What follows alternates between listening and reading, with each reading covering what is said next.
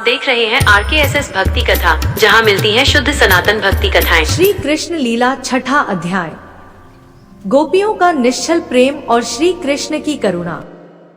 गोवर्धन लीला के बाद वृंदावन में प्रेम, शांति और आनंद का वातावरण था।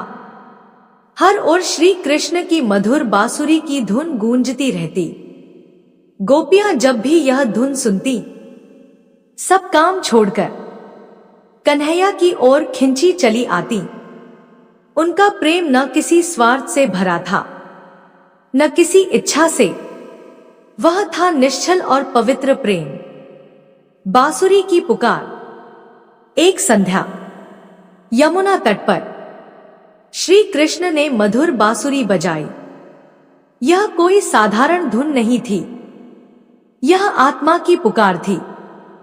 गोपियां घर परिवार, लाज शर्म और भय सब भूलकर यमुना की ओर चल पड़ी। श्री कृष्ण की परीक्षा।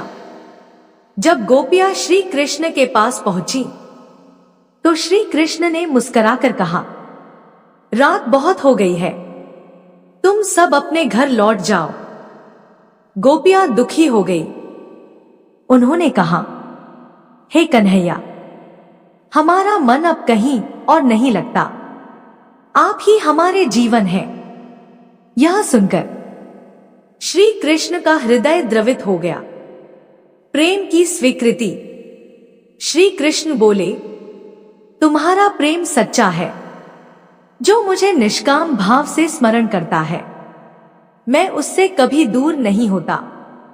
गोपियों की आंखों से आनंद के आंसू बहने लगे। रास की तैयारी। पूर्णिमा की रात्रि थी। चंद्रमा की चांदनी यमुना जल पर झिलमिला रही थी। श्री कृष्ण ने रास रचाया, जहां हर गोपी को लगा कि श्री कृष्ण केवल उसी के साथ हैं। यह लीला बताती है कि ईश्वर हर भक्त के लिए उसी तरह उपस्थित रहते हैं, जैसे वह अकेला भक्त हो। अध्याय की शिक्षा। इस अध्याय से हमें सीख मिलती है, सच्चा प्रेम त्याग से जन्म लेता है।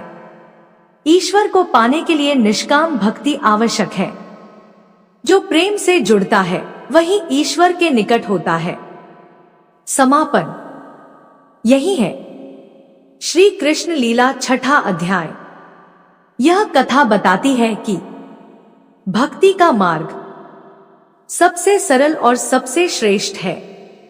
जय श्री कृष्ण।